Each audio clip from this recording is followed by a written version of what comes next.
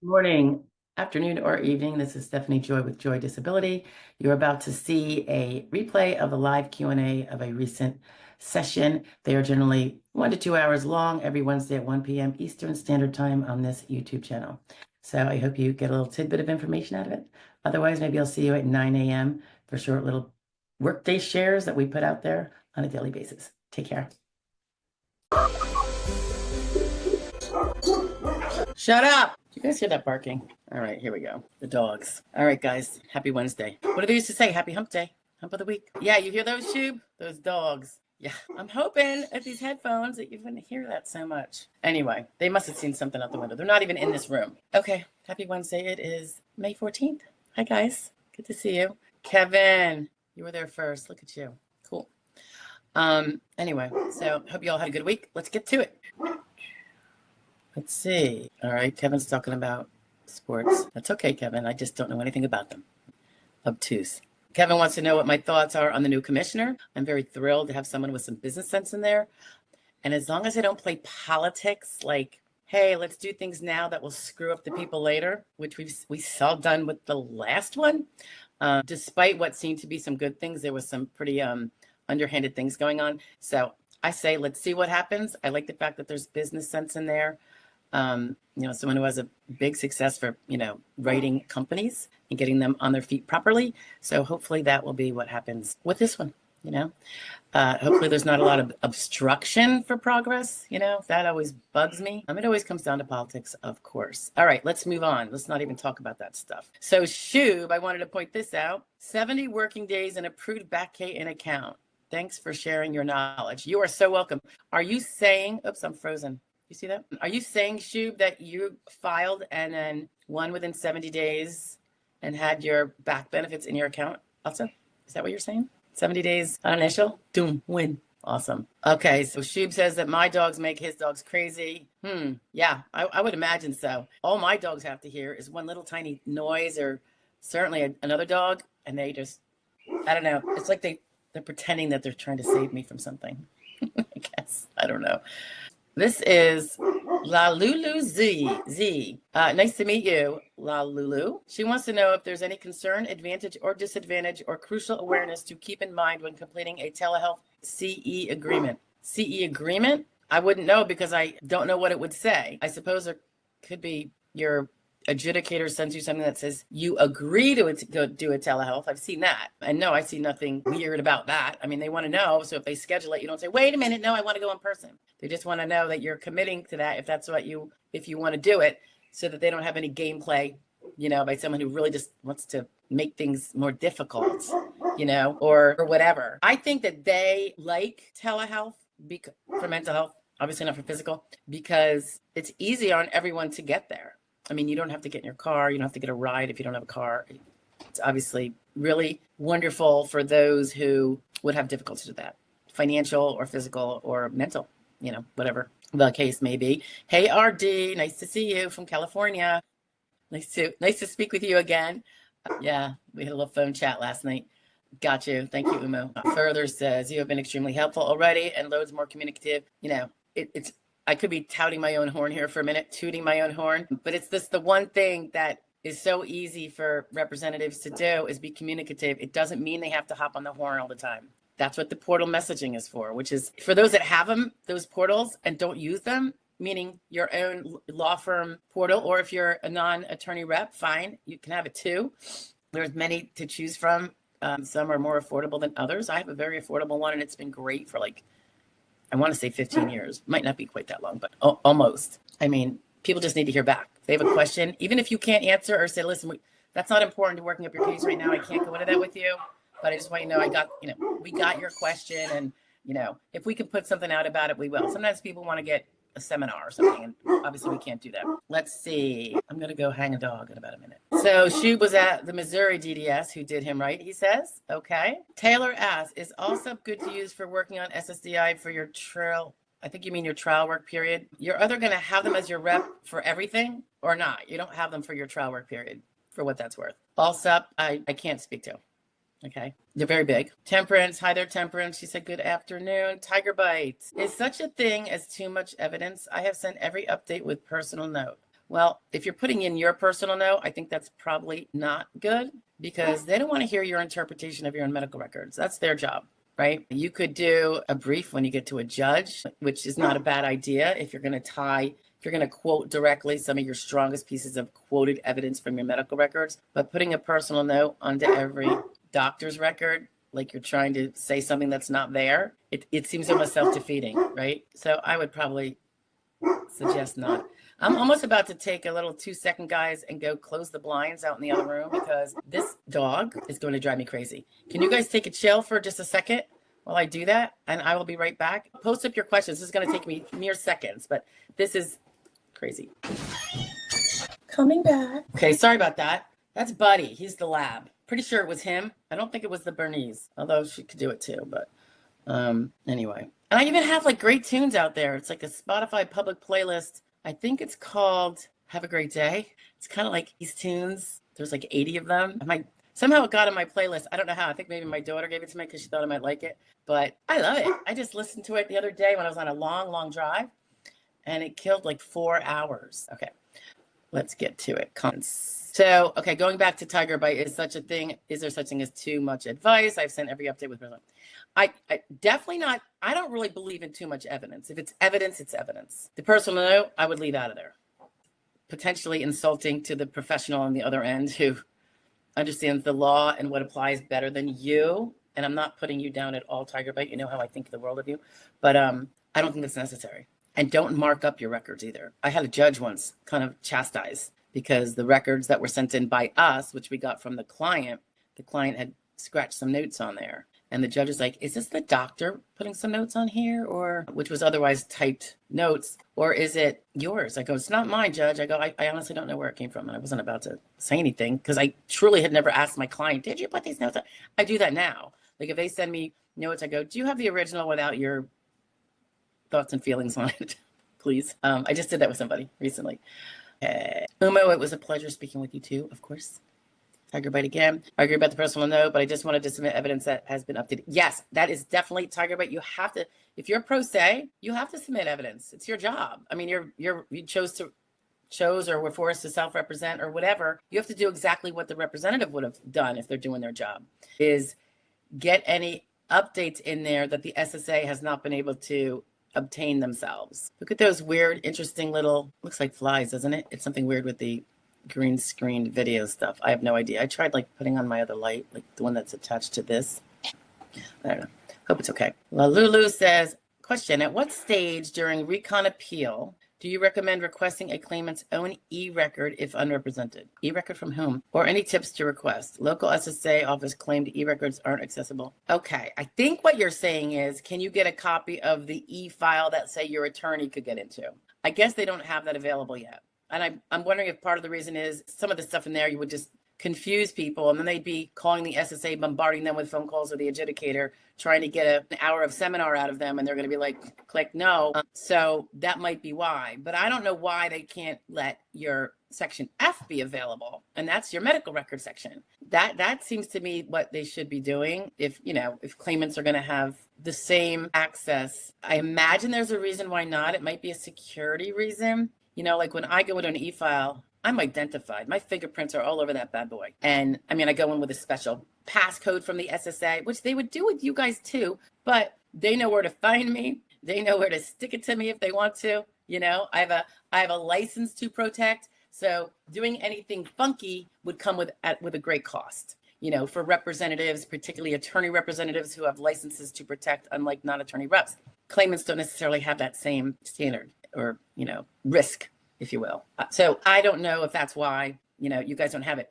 And it's unfortunate because how do you pursue? And the only way you really can find out what's in your file is to ask your adjudicator. But on the same token, the SSA, and this is not practical. It won't work. But, you're supposed to be able to get a copy of your file emailed to you upon demand for free, at least the first one. But I'm like, what is the definition of a first one? If you ordered one during initial to see where it's at, to see what's missing so you could help the adjudicator and get more in there, then if you go to recon and you do that again, are they saying that's not your first one? You only get your first file for free. Yeah, but it's a totally different file now because it's been rejected, it's been denied, there's been more evidence, etc. So I don't know what they're going to do about that, if anything. I don't think it's high on anybody's list right now, which is unfortunate. I really think they should do something for pro se claimants in terms of them being able to see that. Even if they only see, no, I still think they need to see all their medical records. I was going to say, maybe if they can at least see the contents, like the list. That still won't work because the list doesn't really tell you what's in there. There could be 3 visits missing from that list. This happens. It's not unusual. So in the middle of a claim, La Lulu, I see that being a difficulty. You're not going to get, it's true that the e-file is not directly accessible by claimants, I guess still. I was hoping they were going to have some version of that, in particular the F-file, available on your SSA.gov account, but apparently that's not happening. And I didn't hear that it was going to be, mind you, so I'm not saying I did. I was just always putting it out there, like, why can't they have this, I mean, what's the holdup? Plenty of them, like if someone's saying, well, then they won't need attorneys. Well, who cares? First of all, they're going to need attorneys, or not attorney reps with experience. They are. It's just the way it is. We've just been more studied and done it a long time, and we know the ins and outs. But that doesn't mean everyone can get an attorney or a rep. So many people, I mean, I know, guys, like people in certain categories that have a less favorable outcome by law, a lot of representatives won't even take them.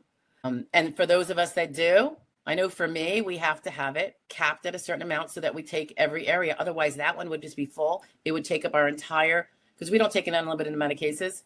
We do a responsible overall and, a responsible level of caseload. We never get overly greedy. And if we took up all of a category that is the ones that are really, far more difficult, less chance of winning, even if you're working it for 5 years, blah, blah, blah, we wouldn't be able to probably keep the doors open.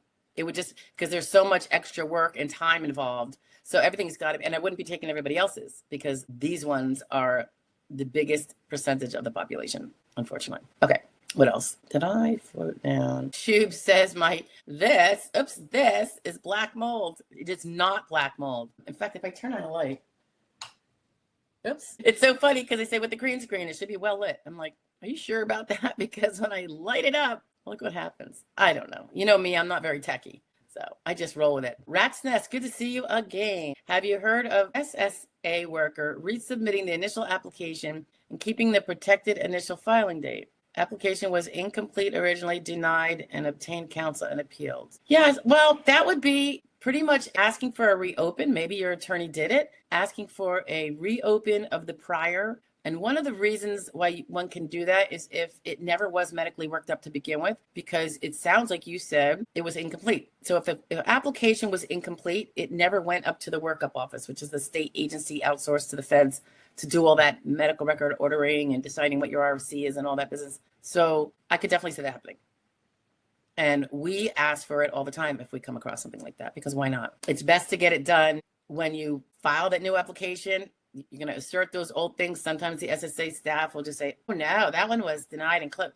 Now, remember, there's a 6-month window, supposedly, to get an application in. So your incomplete one, if you're still in that 6 months when you started that one and you had that protective filing should still be good, generally. So that could definitely work. If you're outside of the 6 months, it might not happen, but then you ask for a reopen and say, listen, they didn't have any of the medical. And you might not get it because that protective filing is over. It won't be the same, but anyway, it looks like you are kind of maybe in the time or what have you. Bug, have we met? I don't know that we have.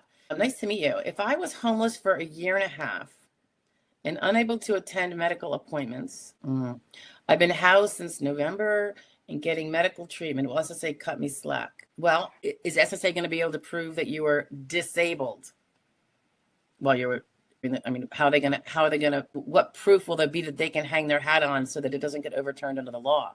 You know what I mean? 1.5 years is a long time. I think it would generally be a bridge too far to go back, but I would still ask for it.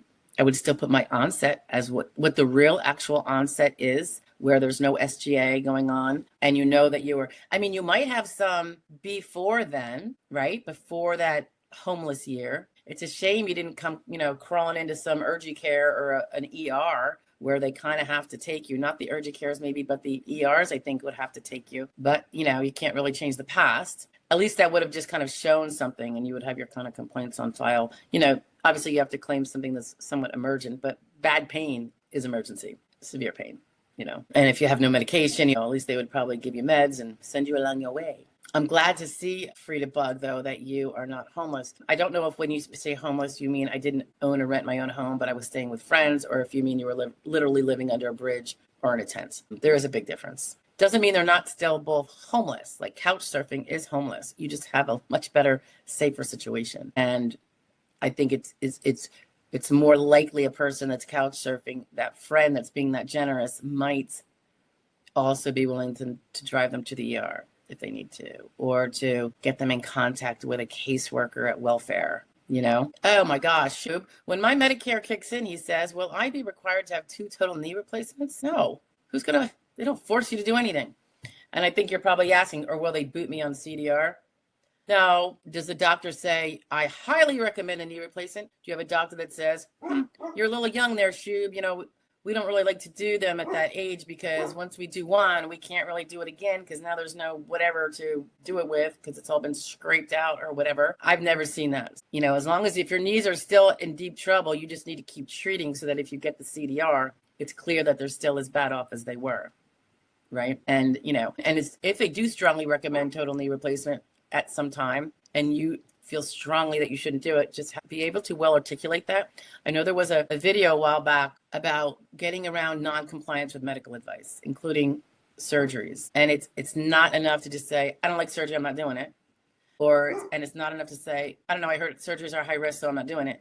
You have to be a little more specific, but there are ways to do that. And they legitimately apply to everybody. It's just that nobody really words it that way. So that's in that other video. If it ever arises, Shub. Tiger bite. I remember you stating for PTSD that having some physical ailments may help. Well, first of all, if you're trying to grid out, you have no choice. Grids require physical ailments that limit your RFC. I am 62, a combat vet with medical records out the wazoo. Not all will prevent me from working, except probably 2. Each one doesn't have to, in and of itself, tiger bite, prevent you from working. This is a really good point, guys. It can be a bunch of little impairments that if each one was the only one you had, you would not be disabled by that one alone. You could still be disabled because the combined effect of all of them cuts out all those jobs that you need to cut out.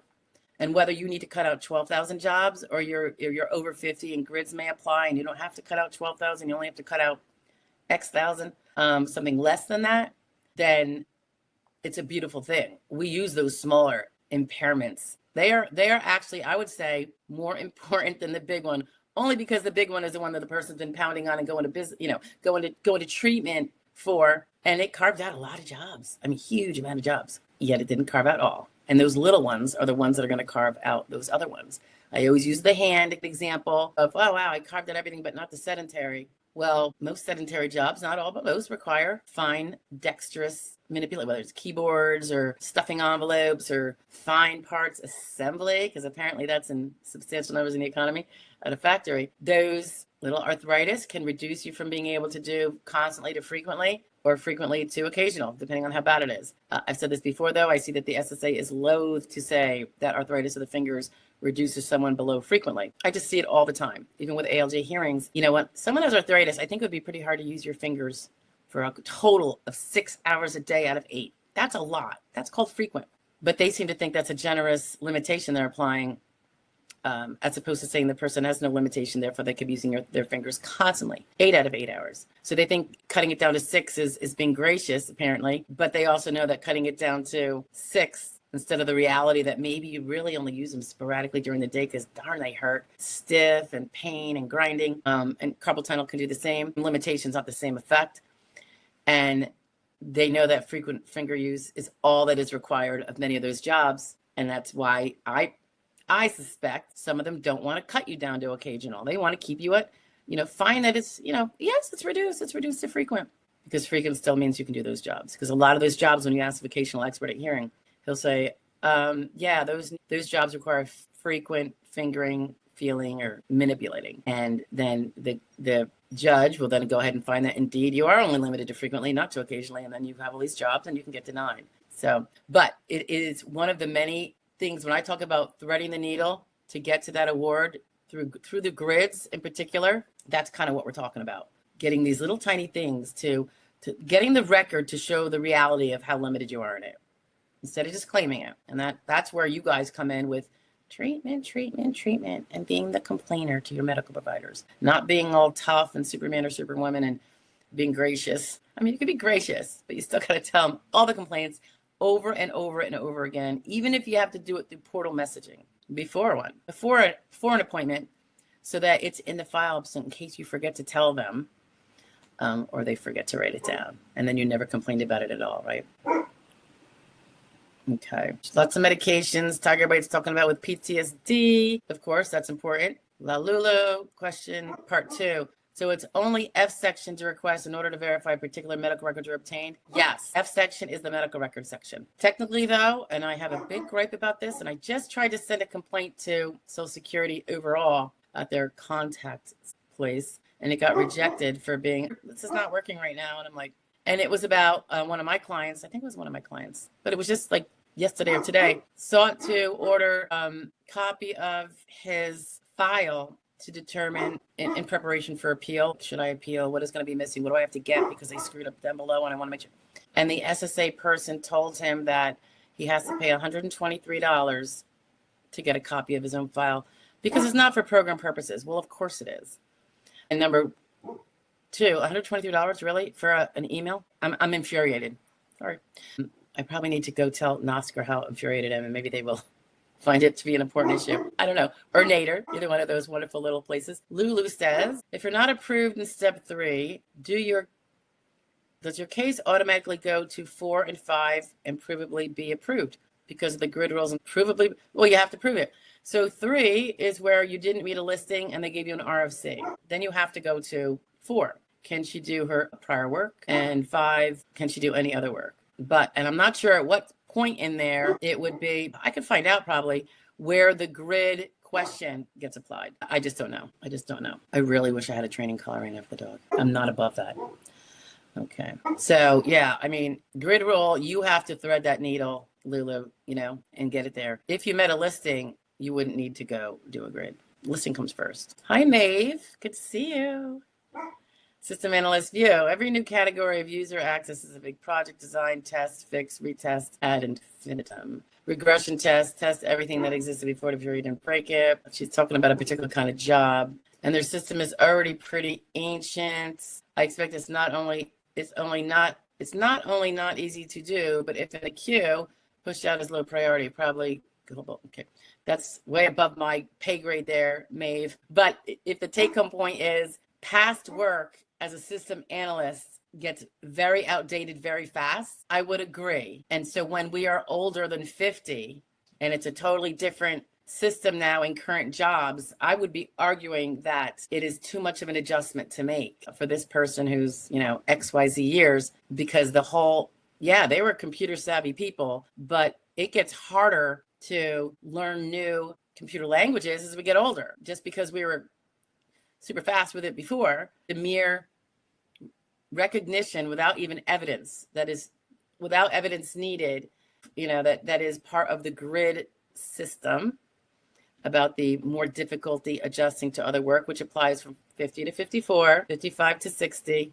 and above, is applicable. It just still means you got a heck of a lot of work to do to show that other skills are not transferable, because when we're high skilled, we got to prove we can, not only can we not do that high skill, we can't do any other lower skill all the way down to 3rd grade level. But again, the grids come in and help us with that. All right. Williams, woohoo, our winner of the week. Oh, thank you. Hit the like button, guys. Promote the great work Miss Joy does here. Oh, you're so sweet.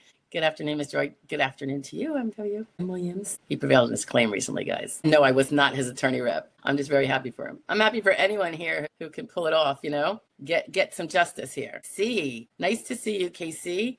SSDI since 2003. Now just SSA. I think what you probably mean is Social Security retirement. You flipped at your full retirement age to Social Security retirement. I didn't have an appeal, was just accepted. You don't have to do anything to prove you're a certain age, and it automatically flips to Social Security retirement when you hit full retirement age, which right now, guys, for most people is 67 or close to it. I know when I get there, it'll be 67. It might be 66 and change right now, but that's not something you have to apply for. They're going to flip it automatically. It's a seamless turn. You are no longer on the ranks of the disabled.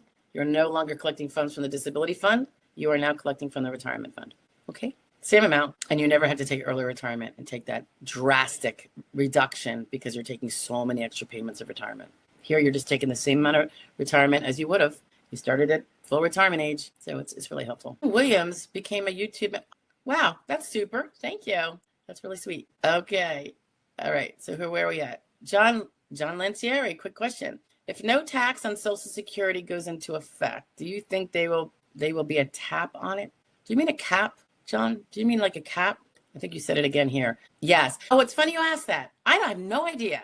I haven't seen any kind of description of how that would work. I haven't heard about a cap, but I thought the exact same thing, John. I'm all for the no tax on Social Security. God knows it's been taxed multiple times to get to the puny amounts it is. And I also have to say this, income taxation that is currently on Social Security, on Social Security benefits, you have to pay taxes. Most people, about half the people pay taxes on that.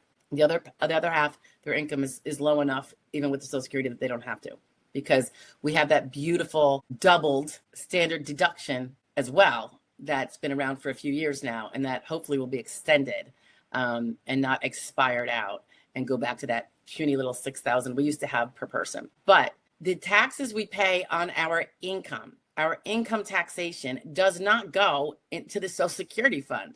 The Social Security fund for disability and retirement is funded only by the FICA tax. So when people say, and I see this all over the internet, I see it by our major legacy media types, like, the not taxing Social Security and our disabled people and our seniors could put a big strain on Social Security. It's like, no, those taxes do not go to the fund. It is funded by FICA taxes only. So it's kind of annoying. They imply that, and by the way, Social Security receipts are not FICA taxed anyway, because they're not working income. You know how FICA tax is only on the work activity you do? So when they give you that line of horse hockey, it is not true, because the taxes that we have, the income tax by our federal government, our state governments, our local governments, do not go to the Social Security fund. Only our work activity FICA tax goes. That's why FICA is not on your investment income. It's not on, any other, you sell your house and you get capital gains. There's no FICA tax on that.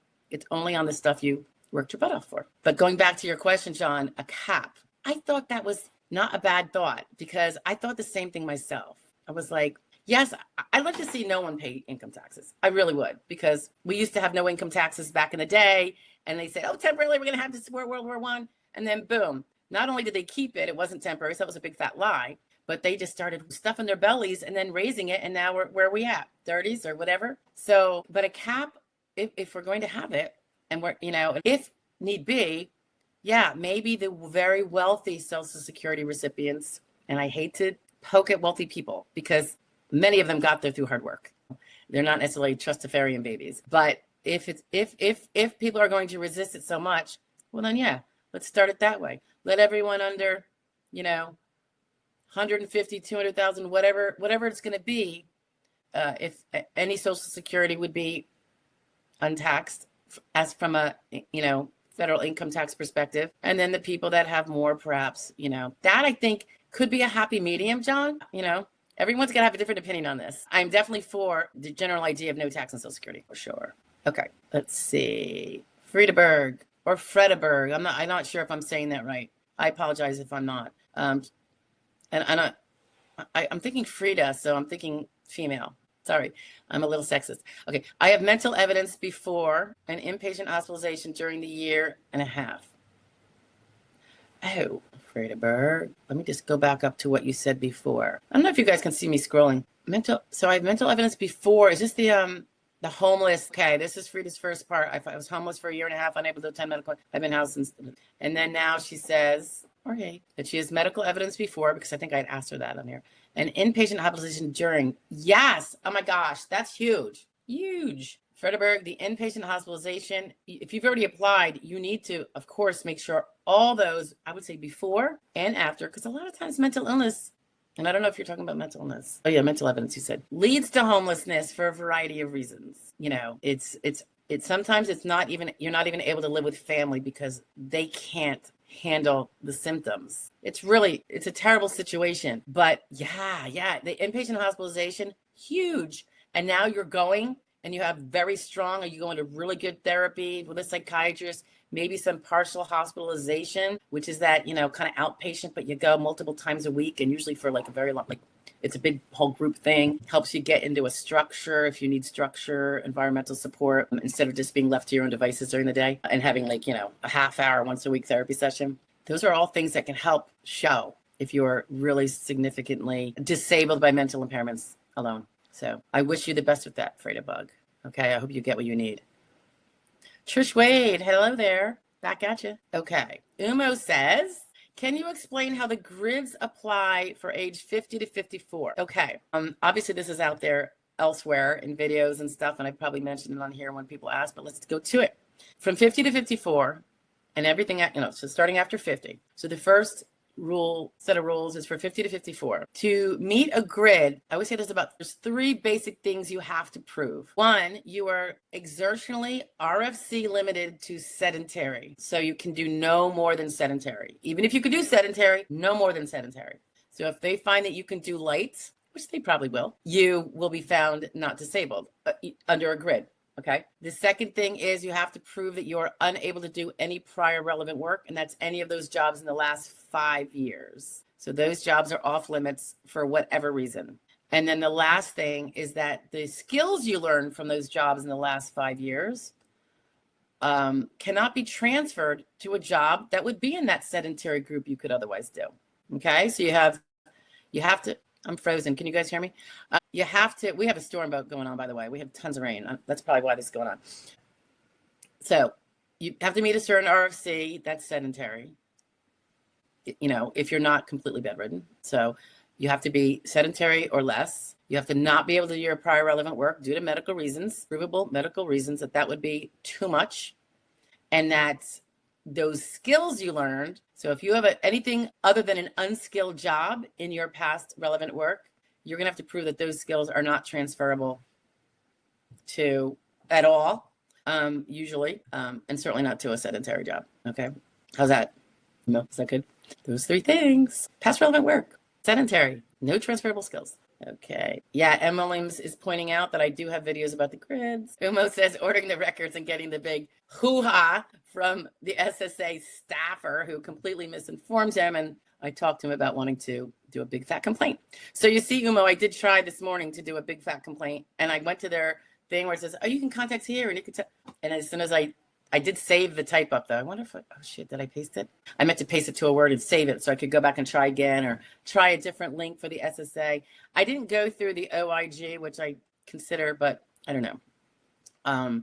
Because I think it would be, to me, it would be abuse. It wouldn't be fraud. It wouldn't be waste. It would be abuse of claimant.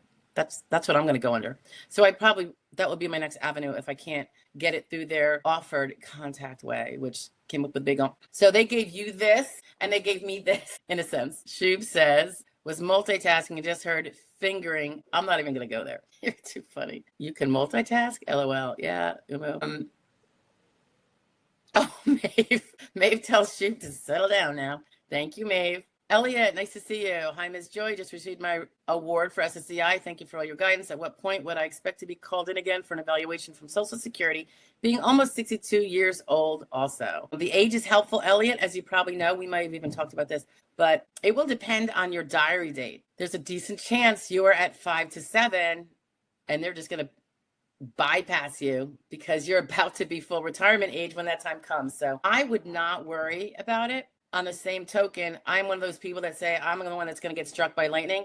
So of course you have impairments. Just keep treating, keep doing what you're doing, following up with those doctors, including the specialists. Maybe if you were going very robustly before, and I don't recall if you were, but if you were very frequently going to specialists and it's at the point where they're like, I only have to see you every 6 months, that's fine. That's fine. That's follow-up. So I think you're in a good position, Elliot. Elliot also asks, would there be a problem with me moving out of the country? No, generally not. There are a small handful of countries that the U.S. Treasury will not send money to the bank that you would have there, or probably checks or anything else. So they're minor. I don't think you're going to want to be living in them anyway. So, but you want to look that up. That could be that could change on a dime. A country could be off, but that's readily available at the SSA.gov site to find out if the country you want to go to is A-OK. Do know that there might be other rules about as time goes on, they want to prove, this would be for retired people too, I think, confirming that you're still alive and kicking when you're in another country because they don't have their ability to see things the way they could here. So they might occasionally send you something and you need to respond to it just so they know you're still alive. So they're not sending money to, a Nigerian con artist who is pretending to be you over in whatever country you're in. So keep that in mind. But yeah, most countries, it's your insurance. It's not SSI where people can't take the SSI welfare from the taxpayers here and go scooch off someplace else and enjoy life over there and spend it over there. They have to keep it and spend it here. Me, Heidi, nice to see you again. SSD closed my file on May 9th. What is the ballpark time for the local office to let us know the determination? So I think you probably saw that on your SSA online account, Heidi. Would that be right? And it says your file is closed. Did it say anything else at all? Did it give you any indication, or did it just say it's now doing non-medical review, but no indication whatsoever? It's usually within a few weeks, and obviously things can vary because they get it in their inbox perhaps, and sometimes they're a little slow. I'll tell you, the field offices, and that might be more of it depends where it is. Is it at the field office or is it at the payment center? SSA field offices are more in charge with SSI payments, but they don't do SSD payments. That goes to a payment center. So it's hard to say, but you should get something soon. Just fingers crossed, Heidi. Fingers crossed for you. I hope it's an award. Tony P, how do you go to your doctor with a bunch of little things without saying you are applying? Yeah, don't say it. For SSI or disability, if they are sticklers about it, wouldn't they know if they're requesting my records? Not really. I'd keep your business to yourself. I have a video on this. There's a really good reason not to share it with your doctor because you don't know. Usually people do not know how compassionate their doctors are with that. Some doctors, and in particular, some office staffers that are not the doctors, probably more so them, are biased against people filing. They think that everybody's faking it and, just looking for a payout. And it's really denigrating and rude. So I wouldn't just never mention it. You have no reason to mention it. The SSA will send, first of all, the SSA, if your doctor is part of a big network, he's never even going to know that SSA requested your records because it's a HITMR. It's automated. It's this whole big arrangements that they have up and coming. In fact, the SSA just put out a statement the other day. I didn't get to make a video about it only because it's been very busy and it's not urgent for everyone here to know. It's not something you had to act on, but it's just cool information that they are really stepping up the game with making arrangements with more and more health networks to get that HITMR arrangement where when you give them that 827 medical authorization, they can dip their fingers right in and get your medical records for you, and they make their decision. They talk it. I think it might have been there or in a different article. The speed in which it speeds up the adjudication of a case is astronomical. And as many of you probably know, the big goal of the current SSA, as we know it these last few months, is to make things efficient, fast, get people their money faster, make the decision faster. Of course, that's also going to mean you're going to get a denial faster if the medical evidence is not quite what we would like the doctors to have well articulated for us. That's a whole nother issue. I think the medical industry needs to work on that a little bit. They're a little slacky, but that's probably because, I don't know, for whatever reason, it doesn't seem to be a big, huge priority. But so I would keep the fact that you have a claim, loose lips, sink ships, keep it to yourself. If your doctor says, listen, Tony, you're gonna die, or you're gonna become, you could very well become disabled physically, like not even be able to walk if you don't stop this job you're doing. I'm not kidding, Tony. I'm warning you. You really need to. I really think you need to stop the job. So if your doctor says that, and and then usually people are like, well, how am I going to get by? I know there's Social Security disability, but that takes a long time. Do you think, doc, I should be filing for that? And if he says yes, or if he even brings it up, because sometimes I see that. This is the minority of the situation with doctors, but sometimes I do see it, and I think they're angels. Then you can feel free to talk to him about it. I don't know how much he's going to want to hear about it, but in any sense, if it's a HITMR thing where it's a big health organization that he's a part of in that network, there's a decent chance that the SSA can do a HITMR, and they have that arrangement already. But if it's not, their medical records department, like when they mail them a request or fax them a request, or if we do, that's never seen by the doctor. The doctor's not sitting there going through the mail, the administrative mail. He's not in the copy room. He's dealing with patients, so he's not even going to really know about it. And he might be the one that's less, he's not going to know, most likely. Even the office manager might not know. Now, if it's a little mom and pop place, might be different. But if it's something slightly bigger than that, the doctor doesn't doesn't want to know about who's asking for records. He doesn't even want to know which doctors are asking, because sometimes it'll be a doctor that's asking for your records. Your doctor in another area needs to know your records from this, your primary care, for instance, or whatever. But just keep your mouth shut and let them go for it. And you know what? I don't think they would come out and say, did I see that you're filing for disability? I haven't seen that. So it's kind of invasive, and I would think that would be very rude. But anyway, unless they're supportive of you, in which case it would be great. Okay. Mogvet. Hi, Mogvet. Cute little puppy you have there. Just had mental CE. Hope this means getting close to decision time. Usually it is. It's really called a determination. This is getting a little anal in the weeds, guys.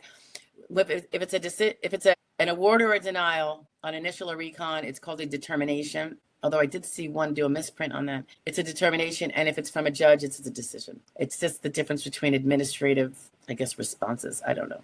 Okay. Umo, that's super sweet. Umo became a member. Okay, RD, nice to see you again. June 2024 is my onset date. Yesterday I was told I need another surgery. Chronic bladder, pelvic pain from mesh complications. I'm so sorry, RD. I'm having rotator cuff surgery in June. It's like never ending, right? I know, that's how, not severe yet, but we're going through, this will be our second year of medical stuff in my house for us elders. It's like, is this when it starts and it never stops? I'm kind of hoping like, well, if we get the current things fixed, can we go a couple years without anymore of this? It's like, it's very distracting, extremely distracting. I commend all of you guys who stay very diligent with your cases and you're working up by doing your diligent treating and following up with specialists and getting new specialists when it warrants for your case. But if nothing else, for your health, of course. It's something I've always been a procrastinator about, as have many of you until you couldn't. And I'm trying to change my ways. And you guys have taught me a lot about doing that. So I don't practice what I preach a lot about. Go to the doctor, go to the doctor, go to the doctor. But of course, I always gave the defense, but I don't have a disability claim. So I'm excused. Yeah. Until something comes and bites you in the butt. 12-month timeline. Oh, your onset date. Okay, so let's go back to this. RD's talking about his onset date. So he alleged disability back, he or she, back in June of 2024. And of course, it hasn't been 12 months. So she's referring to the durational requirement, that we are fully disabled for 12 months, not just have an impairment that's not disabling, but then it comes. So it's very possible, depending on when your different other things came up in the year, if it's been after that, or if they were pre-existing. It doesn't necessarily mean that when they decide you have to have surgery, that's when the shoulder became bad enough to disable it. So it's really going to be so fact specific as found in your medical records before and after. Yeah, I wish you the best with your medical issues there. Those are not fun. And R&D is 56, so that's a good year. Grid-wise, it's better than 54, and 54 is better than 49, right? Oh, those grids, yes. Okay, Umo says, even if they don't end tax on Social Security benefits, at least graduate it with CPI index or something to some effect. Graduate what? Your Social Security benefits are graduated in terms of the COLA, which is an index, it's a CPI index. So your benefits go up every year, even when you're not even taking them. So what your estimate is for retirement right now, that's going to, after the next COLA comes around, that's going to jump up, even if you're not working, right? So I'm not sure if that's what you're alluding to, but yeah, the COLA does apply to the benefit amount. Although that's the funny thing, guys, benefits keep rising. People that were under the taxable combined income range so that none of their Social Security was taxed, that's like, I'm going to give a very big ballpark of 50%. I think it's either 40 or 60, but anyway, it's somewhere in there. They weren't making enough for it to be taxed. It was accepted due to that combined income rule. Now, as COLAs keep tacking on, some of them not getting any more SS and substance, because as we know, COLA doesn't even up it as much as the true inflation. They are now paying taxes because it tipped them over, because the combined, that threshold, it was like $25,000 for a single person, $34,000 for a married couple. That hasn't changed as long as I've been practicing. So I've been doing this for over 20 years. That number has never been COLA. So it's like a flat number that doesn't change, even though life changes, COLA changes, and the inflation is probably, I don't know how much it's gone up, but it's probably doubled. I don't know. Whatever the amount is, it's probably, that 25 should probably be 40. Oh, I'm just throwing out a number. I haven't done the math. We could do the math. I used to be a math person, believe it or not. I was a math minor in college and an economics major. And I think tax is like my best law class, believe it or not. Strange.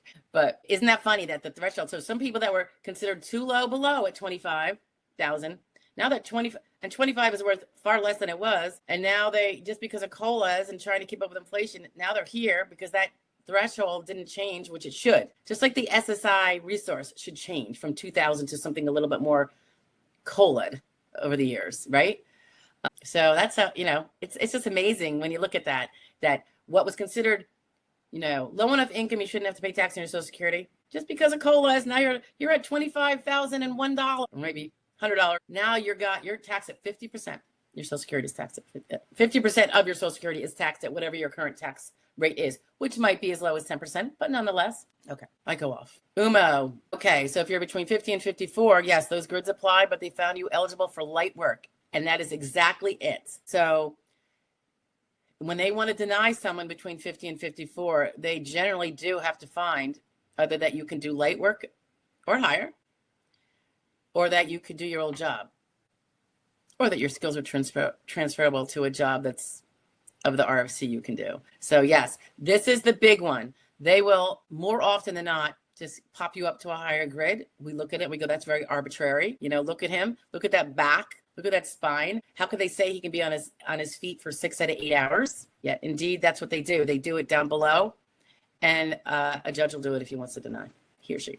And obviously sometimes light is appropriate. Never for my cases. I wouldn't be taking them if I know when my people are disabled, but it's getting the level of proof that will satisfy that judge. And if a judge has maybe got a very low award rate or something else, that's one of the downfalls. But Umo, you are so welcome. Okay, I will check out your forms later, Umo. Mr. P, I'm currently working and in the process of applying for SSDI. Wish I could quit. I was already denied once. What do you wish you could quit? The whole process? I don't blame you. It's got to not be fun going through it from your end, guys. I know it. I'm currently working in the process. So you were denied once, Mr. P. Do you mean an initial and then you appealed? Or are you saying you were denied by an ALJ and you had to reapply altogether? Or are you saying you were denied at initial, you chose not to appeal, and you just reapplied? Which has its risks depending on when your date last insured is, but sometimes it's for the best. Let's see. M. Williams is talking about 2 countries that our government will not send Social Security checks to. So if you're dying to move to North Korea or Cuba, apparently those are on the no-no list. They're not going to send money to those guys. I can't say I blame them. Freda Bug. I am male. Oh, sorry. So it's not Frida, it's Freda. Okay. Just want to say, I think loves me. Thank you. You help too many, including me. You helped to get me off my arse and into doctor's appointments. Oh, good. That is, probably if anything, that probably is the most important goal, because you guys are the only ones that control how your evidence develops by going to those doctors and those treatments. Your lawyer can't do it for you. They can't make an argument if the records aren't there, and if the treatment's not there. And it is so important. I have a video from a few years ago that's like, treat. It was like, it is my mantra since then and still now. Phantom Canuck, good to see you again. SSA started a CDR back in February with a phone interview. They had me send in a long form and confirm my answers during the phone interview. SSA started a CDR back in February with a phone interview. They did a long form, confirm my answers during the phone interview. How long before I would get a follow-up or answer? Oh, that's like, I don't know, because it's almost like being at the DDS. And so what if your adjudicator quits, gets fired? They're already short-staffed. Some took, early retirement payouts. Maybe they thought maybe they were going to get the hatchet because they're not pulling their weight. Who knows? But it's really hard to tell. And I know that's very frustrating. Remember, when you do get the result, this is super important, guys. If you're on a CDR and, your first initial, part of a CDR, and you get your letter saying, we have ceased you. We determine that you're not disabled anymore. There is that ridiculous 10-day window in which to ask for your benefits to continue pending appeal. 10 days from the date of the letter. I don't know about you, but I don't even get mail within 10 days. Usually. Sometimes I do, but usually it's very slow getting here. It is just, USPS is appalling. So I would like to think, and any of you know can tell me if you ever figure it out. When you get it, let me know. Does it show up in your SSA.gov account and you get a notification or a text? I don't know how you guys see when they change things up there, because that would be the way to protect people from not having access because of that ridiculous 10-day time limit. That time limit should be at least 30 days. I'd say 30 days. I mean, could they go 45? Sure, but I guess 30 would probably be enough, because it's not supposed to be giving you weeks to think about it. It's supposed to be that you have the opportunity to ask for your benefits to continue pending your appeal of your CDR denial. But so you need to stay on top of that if you need your benefits to continue pending the appeal. If you have other, income, working spouse, working boyfriend, girlfriend, or plenty in savings, and it's not that big of a deal for you, then fine. Otherwise, and most people really need it to continue to sustain themselves. So, by the way, that 10-day thing, it's been around since as long as I've been practicing. So if someone says it just came about like 2 months ago, they're lying to you. I think I saw that out there. It's amazing what they're trying to do. Amazing. All right, Heidi. The adjudicator told me my file was closed on the 9th, but the online portal says still in stage 3. That's interesting. How long ago did the adjudicator tell you that?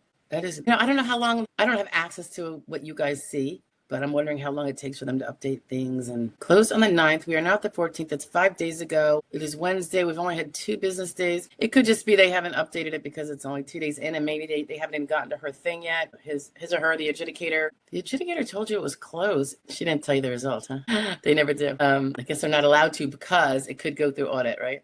Phantom Canuck.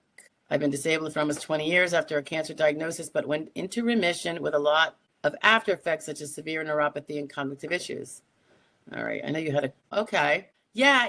Usually the general, with this cancer, and there can be findings of disabled, it's usually, unless it's terminal or unless you're like 60 or, it's usually expected that once you're in remission, you can go back to work of some kind. As a generality, it's not true of everyone. I've represented people who have long chemo. I don't know what you want to call it. Post chemo radiation, where it's like the mitochondria have been destroyed or something, and they have no energy. They have to sleep a lot during the day. They have brain fog. They can do very genteel life and enjoy their family and stuff like that, but getting out and working full time would be impossible. They might even be able to do something genteel part time, but that doesn't answer the question of whether you're still disabled. You're still disabled if that's all you can do. So hopefully, Phantom, you had been religiously following up for your severe neuropathy and your cognitive issues in some way, shape, or form. It could mean doing it now. If you were like, well, there was not really, it's just permanent, those effects, and this happens a lot. People stop going because there's nothing that's going to change the fact. And that's a mistake if you're collecting benefits that every month you're saying you're disabled. So you technically always have to have proof. Now on a CDR, they're not going to make you prove 10 years ago. They're only going to make you come up with the last year or two. But if you didn't do that, Phantom, I would get myself to the neurologist again, maybe the post-oncology guy, and whoever diagnosed the cognitive issues, might have been the neuropathy, sometimes a neurologist, neurocog guy, maybe it's 2 different ones. I would get to them. Hopefully you've been going to your PCP and complaining about the ongoing effects of severe neuropathy pain. If you have medications for that neuropathy, which most people with neuropathy do, that suggests it's continuing. So that's all positive. Fingers crossed for you. It's a long form that's kind of stinky, but they do have to find out, because a lot of people can go back to work, and most people do. You need to show that you're different, that you have not. I have a cancer case right now, post-cancer case, and it is precisely over fatigue and cognitive issues, but it's the fatigue is the most, and the person was denied, and we have to go to hearing. So we'll see. But I know it to be so. So that's why I do it. All right, let's move on to Stu's World. Hi, Stu. We submitted the SSA 1696 to appoint me as appointed representative for adult son. Digitally signed and acknowledged. You mean by the SSA version of that, I presume? Will we hear further from SSA, or when I call on his behalf, they'll see they can talk with me? Yeah. Getting them processed, the 1696s, is sometimes a very slow process in and of itself. I know that I have some that are sitting in someone's inbox because I've called and they're like, oh, it's in the queue. It's been like 2 months. Not good, right? Actually, that one's from November. So, but then, I'll go in and I'll check every week or 2, and suddenly I can see my electronic file for my client, and I know they've got me processed. And sometimes that's how I have to do it. The letter that they say, we've acknowledged that you represent so-and-so, I have gotten those sometimes a year and a half after I'm already in the file. They didn't send it out, and they send it out before hearing or whatever. It's like, Come on. Telu.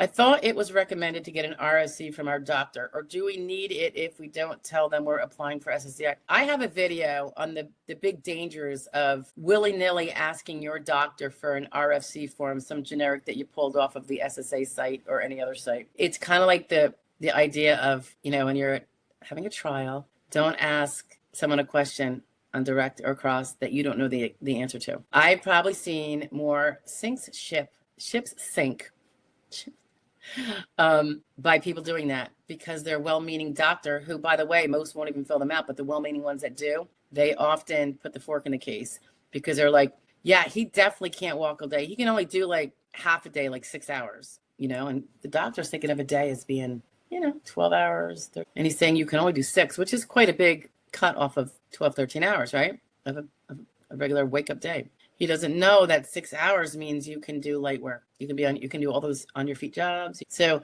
they often don't know what the answers mean in terms of the law, and they inadvertently sink your ship. It might be why some refuse to do them. Now, I like to educate them before they do any for us. And by the way, that's the minority of them that will do it at all anyway, but I give it a shot sometimes. So yeah, I wouldn't be asking for an RFC. That doctor should be articulating in your records exactly what's wrong with you and how it affects you. In my opinion, that's what a competent doctor does. Are all of them doing that? Definitely not. But maybe you want to look at your records first and see if they are, right? And then if you're going to do an RFC, it should be very tailored to what your problems are, your specific problems are, not that 9-page monolith they have out there. And only the questions in each section that are implicated. You don't have to use it. You can redo it and just narrow down the questions to the ones that would affect. That way he gets 1 page and let him know what the definitions mean.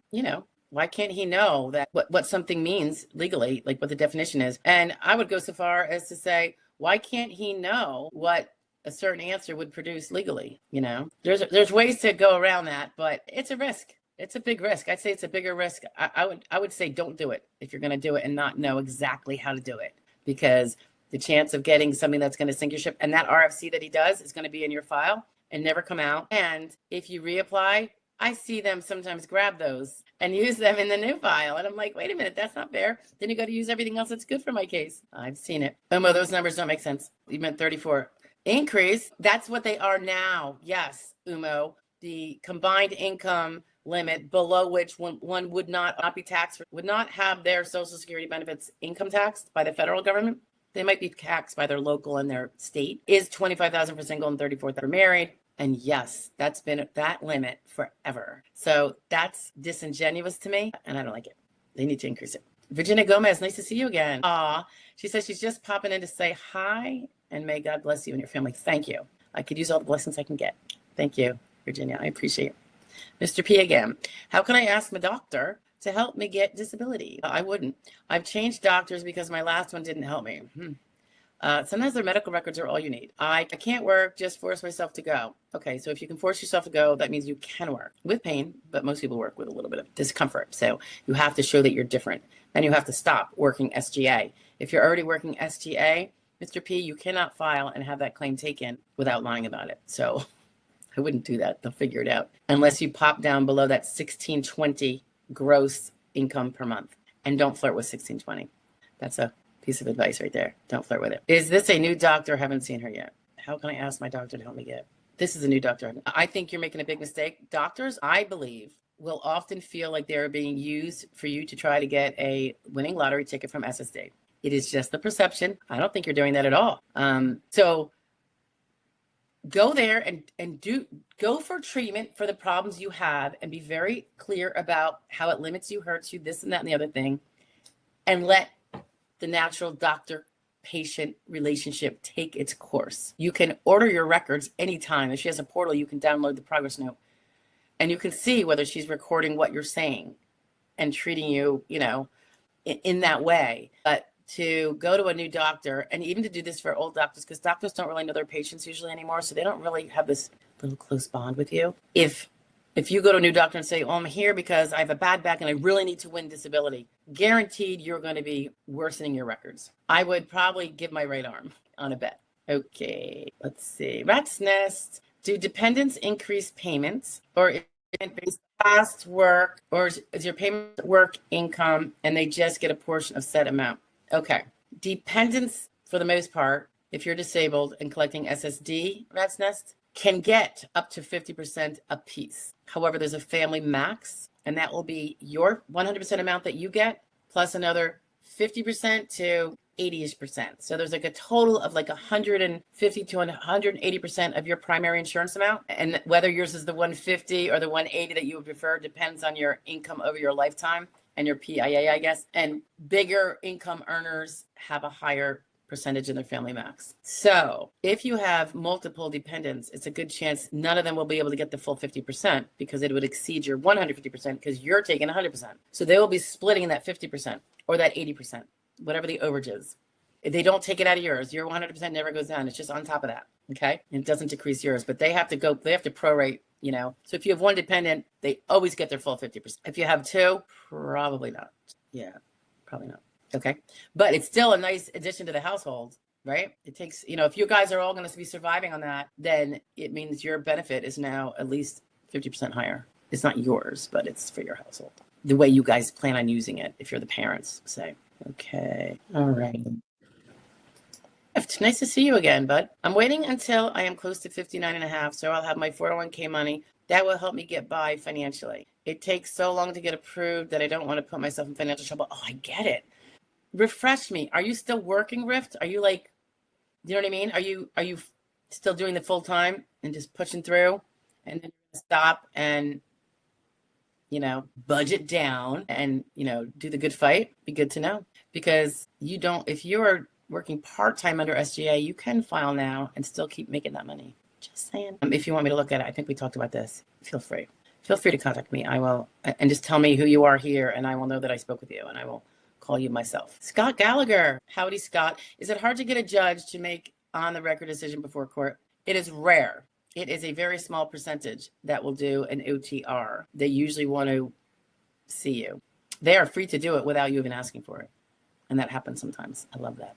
But they are rare. They usually just want to see you, have the hearings. Dimple, good to see you. I have an appointment with an orthopedist for my hand on Monday. Okay.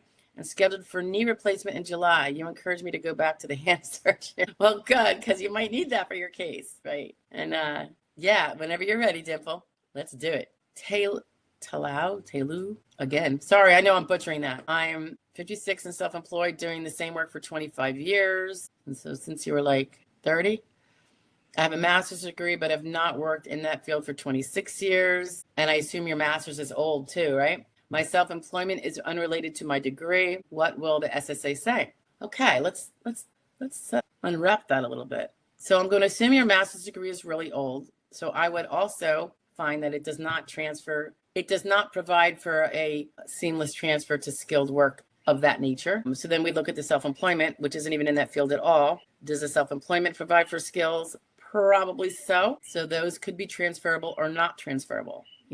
Not all skills are transferable. Like, by way of example, I think I remember it was an SSA narrative on this. CDL is an immense skill. It's an immense skill that so many people can't do. And then you have the people that can, right? That is not transferable to other jobs. So it can be a skill, but it doesn't mean it's transferable for purposes of what we're talking about. And I just used the CDL because that's the one that was like awesome to know. Because there are a lot of truck drivers that get disabled, guys. A lot. It's hard work. I don't know what the SSA will say because I don't know your file, but I think your education is not going to be your problem. Whether or not your self-employment, if you can prove you can't do it, because remember, you heard the 56-year-old sample before, you got to prove you're limited to sedentary or less. I'm sorry, I take that back. You're 56. Light or sedentary or less. You get the benefit of, even if you could do light, you can still prevail on a grid, but you can't do your prior self-employment work, and none of those self-employment skills are transferable to something that you could do. Okay, if you want me to look at it. Again, like I told the other fellow, give me your name here that we interacted, and I said to reach out to me if you want to, and I will take a look if you're looking for representation. I'm not suggesting consultation or anything like that. Those are a little costly. Freak out tent.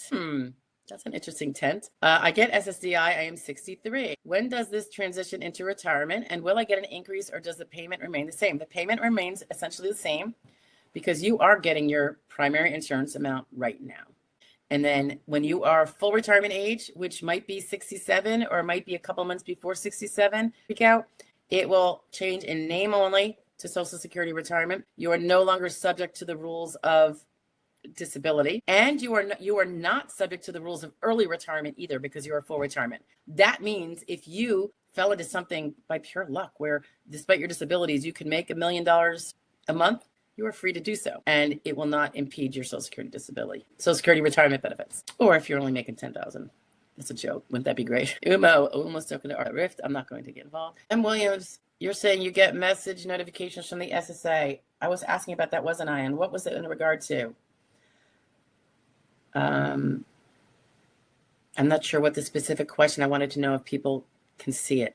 If you remember what I said, I'll go back and try to find it later if I get time. Dimple, I was about ready to give up on that hand elbow because the doctor said he didn't recommend surgery in my case. That's fine. Maybe that it shouldn't be surgery. Maybe it could use other kind of therapies. And just the mere documentation that it has limits. You want him to test it, see what those limits are.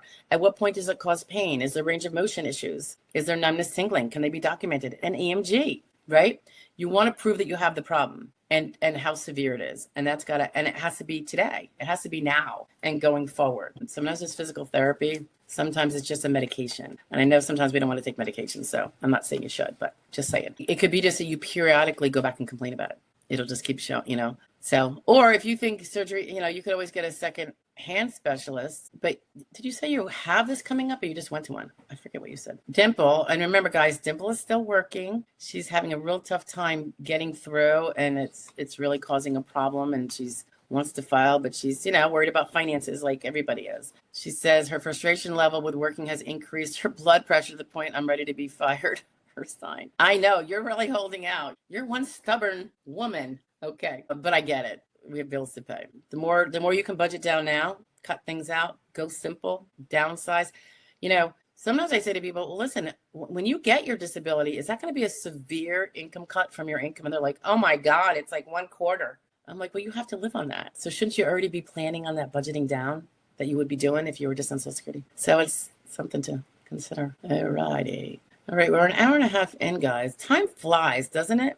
You guys are great. Heidi, okay. Stu says, SSA gives you an extra 5 days to assume mailing time before starting 10 days to appeal. Now, the appeal is 60 days, generally. If it's like a medical denial, they do give you the 5 days. If letters are online, I haven't found where it is not in. Oh, that's the one I was asking about. Okay. Gotcha. Isn't that a shame? They should just put it there. And then then you could just literally click your phone every day. We do it anyway, right? I am not sure. And this is a good question. I've never even looked at it. We always hear about the 10 days and I would like to think the 5 days applies. So at least you kind of got 15 days. And you either overnight that request to keep your benefits going pending the appeal you're filing, or do that and fax it in the same day. So you have immediately a fax confirm. And yeah, I know overnighting, well, if you've got 7 days left, you could probably do it priority or something, but you want a tracking that way too. I personally think faxing should work, but back when I didn't do Social Security work, faxes were not proof of, process and stuff, but we are in a different world. And I think it does apply now, as long as it's reasonable proof that you sent it and they received it. So I think the faxes do work with SSA. We've been using them for a long time, but I always get a little nervous when it's something as significant as this thing that you need to do about keeping those benefits going pending your CDR appeal. So that's why I say sometimes it's just better to buck it up or have a copy, have the request to the continuation of benefits request, and have someone, maybe not yourself, oh, it could be yourself, I guess in that situation. Normally I say, don't you go to the field office, but someone to go there with a spare copy and say, hey, I'm filing this. I want my benefits to continue pending this appeal that I'm about to do. And can you stamp this as received? And they have a stamp and they have to do it. Valerie, nice to see you. Just got home from the hospital after surgery. I don't know if I have a question, but I'll just watch. Hope everyone is doing well. It's always good to have you, for sure. Okay. La Lulu is a new member. Thank you. Wow. Guys, I don't know if you listen to the mission of the memberships, and actually the whole channel is, I get so many benefits from it just hanging out with you guys, but it helps me take on some of those 1%ers or 5%ers or whatever you call them, the people that have difficulty getting any representation, but I know they're disabled. And I think there's a little light over here that if we could just thread the needle there, they could win, even though it's maybe a 99% that they won't be able to come up with that evidence or whatever. But I know they're disabled, so they deserve a chance to have the fight. And we do have a recent, the people in that big category of under 50 fall in some of that. Not all of them, there are exceptions, but so those are some of the ones that we pick up slack on to take on when we have memberships upcoming, because those cases tend to take longer. And so there's a lot more work put in that's unpaid. But so this stuff really helps. So I appreciate it, guys, as do my clients in that group. Okay, so Rift is still working. So it sounds like Rift, you're still working full time. I get it. You're trying to make it. If you can cut it down to so going back to it, Rift, if you can cut it down to under SGA, you could do that. And then if you can live on that without, like you said, bleeding out your money that you've been saving, you could file earlier. But I understand why you don't. Keep in mind, you're also going to want to consider when is the best time to file once you do stop your claim. We do have videos on it's often not a good idea to file the day you stop. Sometimes it's better to file. You can get all your ducks in a row, but file a few months later. And that's for giving yourself more bang for the buck on initial, actually having it to be a meaningful initial review. And that really increases your chances of prevailing on initial. And on recon, if it doesn't quite work for initial, your recon chances are better. This is what I find in my practice. And then you don't have to go to hearing. It increases those chances. It's not for sure, but it increases those chances. Rich says that he makes it through the workday with medication and grit. I only have less than a year before I turn 59 and a half. Yeah, I'm breathing down that age close myself. Well, I'll be 58. And the health just starts to go. Sandra Argueta, am I saying that right? I hope so. Sandra says, I was approved for disability on May 7th. Woohoo! Good for you. And they say they're making calculation what that means. Okay, that means they're calculating what your benefit's going to be. It could be, I don't know if you're SSI or SSD, but either way, they have to do some checks. SSI takes a lot more calculations in terms of what your benefit's going to be, because I got to see if you have any other income, in kind or otherwise. If you have any months of all those months back, any months that would not be where the SSI has to be adjusted due to other income, any income, or any months you temporarily had too much resources in your bank account or elsewhere, countable resources. So that takes a little bit of time, but the hard work is over. Right now, it's just their hard work. So just try to hang on there and be patient, and you will have your benefits in no time. Sandra, again, okay, good question. I have one more question. Do they give retroactive payments if you're on EDD? When you say EDD, I'm going to assume you mean unemployment insurance. Yes. From whatever date that they found, if this is SSD, whatever date they found you disabled, SSD. The first 5 full months after that are not payable. That's the waiting period. And then the months after that, month by month, would be your back benefits, even if you're on collecting unemployment for those months. They don't make you pay it back. There has been, by the way, guys, and we were talking about how to save money for the fund and all that. I would say that one way that is not unfair and doesn't treat anyone different than anybody else is that there would be an offset if you got unemployment insurance and then you got retroactive SSD for those months. And I say this knowing it would hurt my fee too, guys. It's not, but it's at least logical that they could say, well, you're getting, like they do with workers' comp, you were getting unemployment for those months. So your SSD has to be reduced by the amount of the unemployment or part of it. It could be like a partial. It has been floated where that should be. And I haven't heard it in a while though. And I'm surprised because since it's such a big issue these days, but I think that would be reasonable. Is it pleasant? No, I want to have the biggest back benefits too, peeps, because that's how I get my fee. But is it logical? It is logical, even if, we don't like it. But anyone disagree with that? Agree or disagree? Beth Prince, nice to see you. I've never seen the letter copies in my SSA portal. That's what you were asking. Yeah, good Lord. I keep forgetting what the specific letter we were talking about. But I don't know if you've gotten there, Beth. He was talking about, my letter came. We're talking about CDRs I think what we were talking about was a CDR. We're ceasing you. You lost your CDR. We're telling you now, and we're ceasing you, and you have 10 days to tell us if you want to keep your benefits pending if you plan on appealing. That is what we were wondering if it was up in the portal, I think. So now Beth is talking about, I've never seen letter copies in my SSA portal. That's what you're asking. I do get an email when it changes steps or info needed in the portal. Yeah, I know about those. My letter came 3 weeks before portal updated. Was that a denial letter, Beth? Refresh me. You and I got to speak, right? We have to see where we're at. Okay, Just Me said, I had a DDS supervisor call me out of the blue. Just Me, if you have an attorney rep, you're going to want to tell, or not attorney rep, you're going to want to tell them. And if it was me, I would be like, I'm going to call them for you. Now, some don't do that. They say, we'll handle it, and they have you do it. But if you are self-representing, then you have to call that DDS person. or else they're not going to have what they need from you to do what they need to do. Often going to result in a denial, right? Because they're missing something they need. Okay. Mr. P. Yeah, for state disability, you need a physician to sign a part of the application. Yeah, we're not doing, this isn't state disability though, this is federal Social Security disability, but you're referring to state disability. So I just want to clarify for anyone who's watching. My old doctor wouldn't sign anything while I waited. Oh, I see what you're saying. For state disability, they require your physician to fill out a form. Might be kind of like how FMLA might require that, ADA. Yeah, everyone's got their different rules, but thankfully not SSI. My old doctor wouldn't sign anything while I waited for SSI, told me to find a new job even though I was sick. So this is a prime example of what we were talking about before. When you fess up to your doctor that you don't know if he's compassionate or supportive of disabilities or, miserable. Oh, look at through those magic flies. I'm just kidding. This is a doctor that was very rude to a patient. Doctor certainly had no filter, if nothing else. So I'm sorry, Mr. P, that happened to you. But that's a prime example of why I say don't even tell them unless they have come across as completely supportive of disability for you, even suggested that you do it. I'm telling you, I see it 20 years now, way too often. Julia Holmes, nice to see you, Julia. She has a hearing coming up. That's good. Hopefully you're building your case. If you're self-representing, you're treating, and you're setting up those medical records. And every time that OHO sends you a form to fill out, you fill it out. Continuing treating is really important.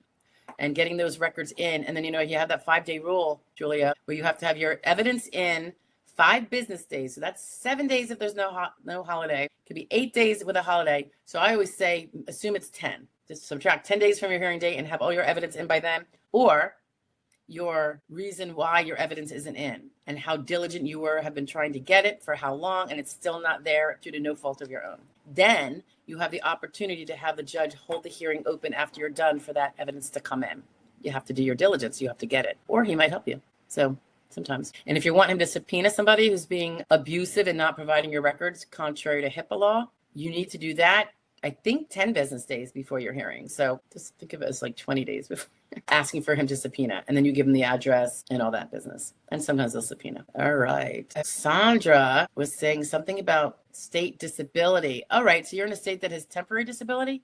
Like I know New Jersey has it. I'm in Pennsylvania. We don't have it, but my clients in Jersey do. And I know California has it. A lot of states have it. I think that might be offset, Sandra, unlike unemployment benefits. I don't know if it's state specific, but that could be offset from SSD back benefits. Yes, I believe it might be. So you could probably look that up. I could probably try to look that up also. If it's going to be dependent on the 50 states, I'm not looking up all 50 states, but I will say it depends on the state, as opposed to being a federal thing. Okay. That's a good question, Sandra. Thank you for putting it out there. Jessica White, the dancing outlaw. Good for you. I just got approved for SSI yesterday. I have borrowed money from family member through the whole process to pay back when case was won. Will I get payback, and what paperwork will I need for SS at PERC? That is such a loaded question. They're going to be asking you how you got kind of in certain roundabout ways. Well, how did you support yourself all this time? And if you were getting loans, like let's say you have rent, how was it paid? Or a mortgage. And if you were getting, I just had one of these. My guy was borrowing from family members to pay what was fortunately a small mortgage amount, but he couldn't have done it with zero income for like 15 years. And it was SSI. And you are going to want to have documented by that person, it's a statement. They have a form for this. How much he was loaning you, or he or she was loaning you each month. If multiple people were loaning you, you want to say I loaned if it was just like one big lump sum, or if it was monthly, they can state what that amount was, and they're going to sign, it's under penalty of perjury, I presume, well, they will accept that. If they describe what they loaned to you, and therefore any monies that were showing up in your bank account, like how did you get by? Was someone gifting you your shelter? No, I was borrowing. They were sending me money for me to pay my thing. It was pure loan. And every month I used it to pay. It can't be used to build savings or anything like that. But if you're using it to get by, it's kind of nitpicky. I spend at least a few hours on every client with SSI that has that situation, helping them get this stuff together and all that. Have fun with it. But it will help you get your full back benefits if you were borrowing money and it's not, gifted stuff. And so it's important. You could be losing $350 a month in back pay or more. And now remember, if loans stay in your account and now you have $4,000 in your account, your resources might be over anyway because a loan has to be used right away, I think. It can't just be sitting there because clearly it's not needed for your immediate expenses, right? Julia can't get into her SS portal. Why is that? Do you know? Are you going to let me ask you, are you going to login.gov or id.me, Julia? Those are the only two ways. Look at all those flies, guys. Is that because it's getting really dark in here? It doesn't look like it's dark, but it is pretty dark. I've got big, massive clouds out here. It's raining. And I guess that's the way this whole streaming thing goes. Think of it as decorations, like a little glitter, okay? But going back to it, at login.gov, id.me, Julia, is the only place you can go now since like September. They got access is not directly through SSA.gov anymore like it used to be. They're using these other methods because those are all about security. So the SSA isn't recreating the wheel, so to speak. That's the way I kind of look at it. I think it was a good move, even though I dreaded it. But I think, why have all protocol here, and here for all these different entities when these entities are like probably the gold standard? So why doesn't SSA use the gold standard? And login.gov is for federal stuff. So SSA, yeah, why not jump on that? So it's probably pretty good. I did finally do it myself. I was very procrastinating because it makes me afeared. But yeah, I did it. It's working out okay. LC, I'm not sure how CDR works, but how often does SSA do a CDR? Is it annually or every few years? Not sure how much I can afford to pay medical treatments, but how do they measure frequency of medical treatments? First of all, LC, I don't know what stage you're at in the game. Have you prevailed? You will in time have Medicare. So that's one thing. If you don't have Medicare, see if you can get Medicaid. If your income is too high because you're getting SSD, but it's too high for Medicaid and you're not yet, your waiting period for Medicare is not up yet, then whatever you can do, it's somewhat important. Now, it is not annually for most people, but it depends. If you had the kind of impairment that was like easily treatable and you're going to be better in like 18 months, then they could give you an 18-month CDR. Usually they're 3 years. And then if you're not expected to be improving, then that could be based on the kind of impairment combined with other impairments you have together with that, combined with your age. It could be a 5 to 7 year medical improvement not expected. So it really depends. And you should be able to call the field office, your local office, and ask them what your CDR is. I am unsure, but you might be able to call the 1-800 number and that's the same question. Not what your CDR is, what your diary date is for a CDR. And that's assuming you've already prevailed and you're collecting. The 800 number, by the way, is 8. All right. How do they measure the frequency of medical visits? You either go or you don't go. I mean, if you go 5 times in a year, there's 5 in a year. If you go once every 5 years, it's one, Does it seem like reasonable? Does it seem like someone who's actually suffering from the things they're saying they're suffering from? Optics are there too. Beth, yes, initial denial. Couldn't remember what form the question was. Right. That's okay. And they just updated my file to reflect removal of rep. I think it was my B-Day present from SSA. That's funny. All right. I'll talk to you soon. Furry, nice to see you. I just have to say hi. Hi. Williams is describing that the website was updated the day the DDS called and said I was approved and set up direct express card, said paper check was already on the way. Okay, so if you didn't have, I'm just going to add this, when you don't have the banking information in front of the SSA, it's not already been provided to them, they will often send you your first check, probably your back benefits check, but if you don't have back benefits, it could be your first monthly check by paper, which is a little nerve-wracking to me. So you want to, when you know you won, you want to get in there, get into your SSA account, and make sure you update your banking information. Very, very important. All right, because you want that direct deposit. Now, and Williams, you are opting for the direct express card, which is fine too. For those that don't have a bank account or one that they don't rely on, or they don't trust that someone else doesn't have access, whatever the reason, you can get your benefits on a direct express card. It's really good for people who have bad credit because they weren't able to pay bills while they were pending, this whole time, and they know that there could be liens on their bank account. It's not a bad idea. I had my mom on a direct express card because she had some bad credit. Okay. Yeah, Umo, I know. I don't know why. I mean, I did open up the green screen again this week, and it is dark in here. I mean, if I turn the light on, it gets worse though. See? It'd be cool if it was just a different color. Like, let's say it was gold or silver. It looks more like charcoal. Coal on my stocking. Goodness. All right. Is there a good chance to get approved? Oh, RJ. Is there a good chance to get approved because of chronic bladder issues and many bladder surgeries? It really depends. I can't judge from that. I know like interstitial cystitis, that kind of disorder with the bladder. They even have, SSA actually has a narrative on that particular impairment. And I've had people with it and it's been so severe. They spend so much time in the bathroom and in severe pain. It's horrible. Ablations and all that, bladder ablations and all that, or installations. If the amount of time you spend in the bathroom, and you got to prove this because it's going to have to be where you talk to your doctor about how many times. And like if you're spending 3 or 4 hours out of an 8-hour day in the bathroom, that alone, if it's believed through medical evidence to be true by the SSA or the ALJ, that is disabling in and of itself, because that would prevent a full-time job, 8 hours a day, 5 days a week, because 4 of those hours each day would be spent in the bathroom, and the employer is not going to tolerate it. And then, of course, if there's pain otherwise, that could lend to distractibility, can't do skilled jobs because you're constantly focused on your incontinences. There are a lot of accidents. You have to change clothes a lot, all that kind of stuff. I mean, I know how severe it can be. So it's whether your medical evidence shows these kind of intrusions on the ability to work a work day, for instance, right? So give that some thought. RD. Okay. All right. Jessica White, the dancing outlaw. What a cute name.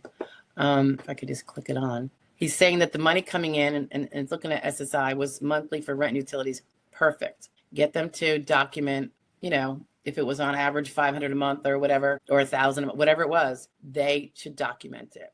There is an SSA form. I probably have a video on that. I just can't remember the number of the form. And I just did one like 2 months ago, or helped my person do it, I should say. Actually helped. Well, it's always helping him, but it was for his family member who was like, yeah, I've been doing this. So do that form and get that documented where they sign and say, I've been loaning him since so-and-so date, and presumably they've been loaning to you since before you made your application for SSI because you were already out of money, but maybe not. Maybe you had savings. So, but yeah, that works. That will work if you do it right. Maeve, my Maeve, regarding the EDD question in California, that's Employment Development Department. Yeah, EDD, both unemployment UI and short-term disability SDI. From my date as applied, I had UI, unemployment, for 4 months and re-injured and went on SSDI then for 8 months until expired. Yeah. So, if you're, it'll possibly be something that would be offset. So just keep that in mind. Jessica, you are very welcome. Yeah, Maeve, it could impact your back pay, not your future pay. RFT. Rift. I had ulcers in the past and can't take my medications every day because of the issues I have with my stomach. I take anti-inflammatories, muscle relaxers, acid-reducing pills, pain pills on bad days. Then that's so difficult, Rift, because so many times our medications create the other symptom, the nausea, the stomach pain, blah, blah. You take ibuprofen for anti-inflammatory, but then it rips up your stomach or whatever. I hear you. I'm always trying to see. I'm not on a lot of medication at all. I'm on a high blood pressure one, and it's kind of minor, but I'm still always I'm always looking at some of those supplements or things that are off-label. Yes, that's me. I'm a little bit of a explorer, if you will. So far, it's worked, though. I will say I'm probably in relatively good health for my age, but I am noticing as I'm approaching 60, that certain things are happening, like my gallbladder last year. Like, what is that about? I have something going on right now. I think it'll be totally fine, but it's something I have to take care of. And my husband has stuff, too. His is more significant, I think. La Lulu. Oh, thank you, Stephanie, for the personalized value provided today. I chose dedicated level. Wow. Membership for your real world experience advice, as well as discount incentive towards prepaid consult. Yeah. Oh my gosh. That's awesome. Just pay attention to those little rules in there. And I'm not even sure how strict I am on those. They yell at me if I'm not. But anyway, that is really sweet. Dedicated, guys, is not the $2.99 level. So that's really sweet. So yeah, don't be a stranger for sure. Umo. Do you use the SSA Blue Book as a resource in developing a case for who you file for?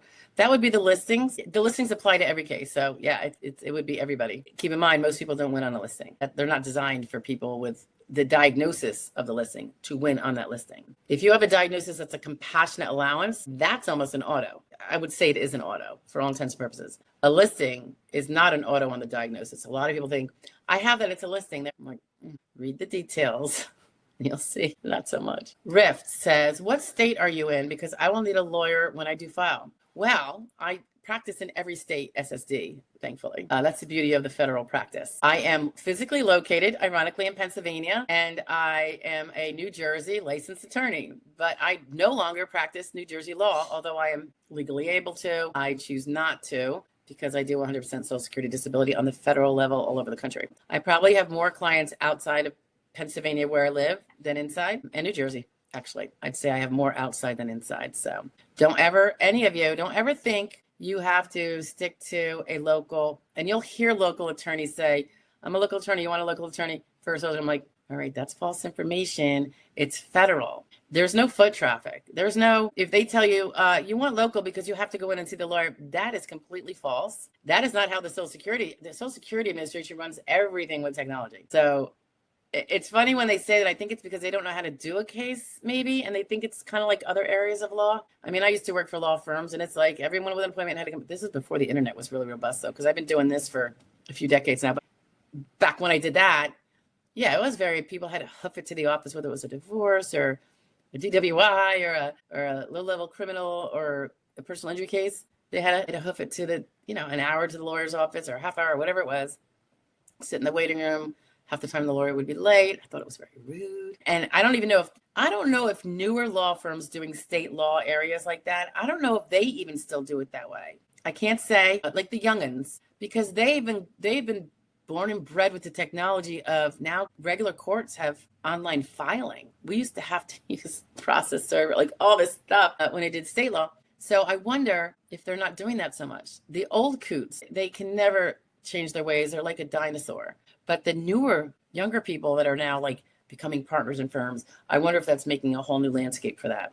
And hopefully it does, because, why make a client like a divorce client, take off half a day of work because they have to come to your office and be there at 1:30 or 2, when they could have taken their lunch break at 2:00 from work out in their car and FaceTimed with you. Just all these wonderful things that make this human's life easier, or can.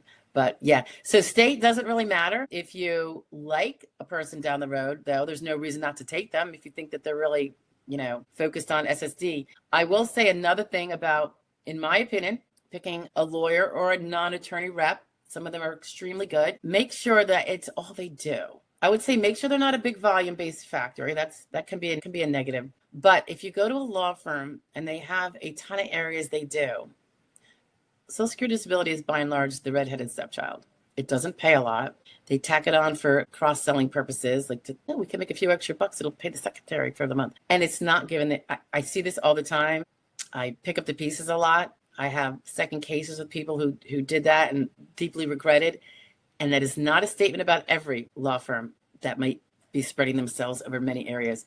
Maybe they have a dedicated, really sophisticated SSD department, but we just generally don't see it because it is. You have to have a really kind of, how do I say it? You have to have a really streamlined, focused way of doing things that is all about the SSD process. And you can't really borrow from the other areas to make it happen. So, and because it earns so little, it might be the tag along that doesn't get the attention. And they don't know that they have to be sending in medical records if the SSA doesn't get it. They don't know some of the rule. It just gets complicated. And sometimes I think the jack of all trades isn't really going to be able to do the best job. And particularly if it's not their bread and butter, that PI case making them $100,000 is going to certainly catch their attention. Whereas the SSD case making them $5,000 is just not going to do it.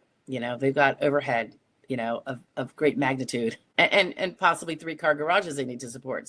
Anyway, so just be careful. If I were you, I would, if it's, whether it's down the street or someplace else, I would make sure it's someone who's focused on SSD. If they have veteran stuff in there, I think that's okay too. They could be doing both. And I think that wouldn't be spreading it too thin. If they're doing LTD, that might be okay too, but maybe not all three. Maybe SSD and LTD. Veterans is a whole animal in and of itself, just like SSD is. But if they do, if you look at them and go, oh, that's where they make their bread and butter, that might not be the place to go. Just a consideration. Doesn't apply blanketly to anybody, so I hope nobody out there is getting offended, but it's a thought. Okay. Heather Lee was denied due to condition not being severe enough, even though condition fit the listing 100%. Well, apparently the SSA doctors disagreed with you. So your read of the listing, Heather Lee, didn't didn't match theirs. And my guess is you're not a doctor, so maybe that's where the discrepancy is. Or they made a total mistake, and you go back and you do your appeal, right? You're going to do an appeal, and you take from the medical record when the listing says you need 3 instances of this once every month for 3 months, depending on what your listing is. Go find in that medical record where it shows that, and cut and paste it, and then put it in a document. Like, it's like you're making up a letter brief and say, at page so and so of Dr. Jones' records on so and so date, he said this. Then on this date, he said it again, and that the diagnostic showed this. Then the second time the diagnostic was done, it showed this. And the third time, it showed this, and that is pursuant to listing level blah blah blah A. So you have to spell it out for them if you think that's true. They're not really that bad with listings. They do have a kind of a good way of figuring them out, but they are fallible, of course. So that's what I would do. Oh, okay. So Heather, this might be where the confusion is. Heather Lee. She says, how could I be denied due to lack of severity if my condition was listed in the Blue Book? This is what I was saying up above, guys, before. The Blue Book is a list of diagnoses. Whether you meet the listing, the details within the number and how it describes, well, you meet a listing level spinal impairment if all of these apply. You don't, like it, if it's musculoskeletal and you say, see, I have a back impairment, I have herniation. See, I meet a listing. No, you don't meet a listing. Go ahead and read all the details and match up. Most people are not going to meet a back listing. If they're going to win, it's going to be on an RFC and or then the grid combined, because RFC goes with the grid. It either goes by itself because you're under 50 or it goes with the grid because you're over 50. But being in the Blue Book doesn't mean you meet a listing. That's just the list of possible diagnoses that you could if it was severe enough. The listing, the fact that the diagnosis exists in the listing does not mean it's severe. It means the diagnosis is in the listings. And if yours is severe, provably with medical evidence, right? All right, we're getting a little long in the wind here. Okay. Yeah, Maeve, I know, the gray static. I was calling it flies. Isn't that nasty? She says, looks like side light issue. Well, I have a window over here that has a blind, and this window is just straight in front of me, big and open, but it is gray out there. And what's funny is I see it now over here, but before it was bigger over here, over here. I just wish it looked like something more fun. That's all. When you turn on more, it's worse. So light seems, yeah, the light. Oh, May, my disabled tech support. Thank you. Yeah, I don't know what it is. If you have any ideas, obviously, I just throw this together. So I'm not really concerned about it because I'm not doing this to be a YouTuber with really cool side effects. That is a side effect, but it's unintended. Yeah. Heather Lee says, I have a diagnosis of peripheral vascular disease with an ankle brachial index of 0.43, which is severe PVD. Okay, so you have a severe impairment. That doesn't mean listing and fits the listing, but was denied due to not being severe enough. I don't know that listing in detail. I'd have to look at it, which obviously I'm not going to do here, Heather Lee, but something was probably missed. So you need to go. The listings are not just, hey, if you have an index of 43 or worse, you win. It's usually not that simplistic, but I don't know. So go and specifically use your pen and print it out and mark it up and find out where in your thing each thing that's required is shown. And then you can win under the listing. And that's awesome, but never plan on it. I mean, don't hang your future on a listing. Diversify. Work your RFC, the evidence that would be required for that, which is different. And do your work history correctly, depending on your age. If you're, over or under 50, you look young. But I know pictures, people put up whatever picture they want. You might not be old enough to be worrying about grids, but RFCs are important. People who win under 50 do so either on a listing or with their RFC, and their RFC has to be not even sedentary work can they do. And it has to be taken from the medical record as to why. I know, it's very crazy. Hey, Wilma Moya. Mosme. I don't know what that is. Is that your last name? My sister, 44 years old, lost SSI. Hubby started making way too much. She has 23 points on SSA. Is this enough to apply for Social Security disability? My sister, 44. You know what? I don't know. I'd have to look and see. I'm wondering how much total ones we need. It's not quite as much as we need at 62, but hubby started making way too much. So SSI is out. She has 23. I don't know. There's only one way to find out. They will tell her. If she does a quick application, they'll tell her, sorry, you're not insured. And remember, there's a recency test too. So she has to have worked 20. She has to have earned 20 in the last 40 quarters. 20 earnings credits in the last 40 quarters, which is 10 years. How much more above 20 she has to have overall before that? I don't know off the top of my head. Let's see. Umo says, used larger firm before. I heard Stephanie and I've actually talked with her more in the first few weeks than complete time with the other firm rep over 10 months. Yeah, we talked about that. Heather Lee, about proving your listing. You're going to show them exactly where it is listed within your medical records, but that's not going to be on one page probably, because the listing description is kind of probably be a few different things. So I would specify a pinpoint citation, exactly what record it's in, the date of the record, the doctor. No, you can't get, if you're self-representing, you can't get in and see each exhibit and say it's on page 5 of the exhibit that has 52 pages in it. Later on when it goes to OHO and they actually label them 1F, 2F, 3F, but you're not going to be at that point unless you're in front, going in front of a judge. So it's a little bit of a pain because they don't do that down below. But you want to get a citation for every line of that listing. Mosme is my nickname. Am I saying that right, Wilma? Mosme? It's cute. All right. Dimple. My husband used a local firm for his SSD and they wouldn't talk to him until he had been denied twice. That's because they make more money that way. They do less work and make more money. They only talked to him twice, scheduled the hearing, and collected the max from his back pay.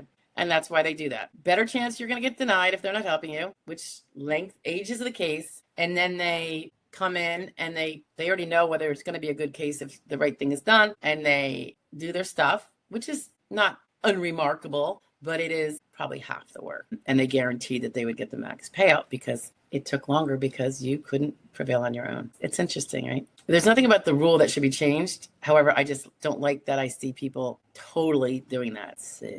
All right, I think we're getting down here, guys. Thank you for curbing on the questions after 3. We've been here for over 2 hours. I think that's it, right? Yay. All right. You guys know where to find me. 9 o'clock in the morning.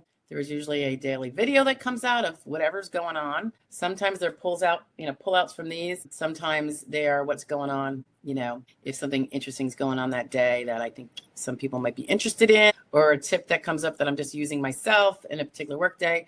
And then, of course, Wednesdays at 1 p.m. Eastern Standard Time, we have the live Q&A, where I get to see you all and have such fun. We get to laugh a little bit. Okay, I will talk to you guys later. Have a great rest of your week. I'll see you hopefully tomorrow. Bye. Thank you for joining and taking a listen to this video. If you have any questions that relate to this or anything else with regard to Social Security, disability, retirement, SSI, etc., please do feel free to post it in the comments below, even if it's not necessarily related to this video, and I will see them. And if it's something I can do a video on, I will be happy to do that.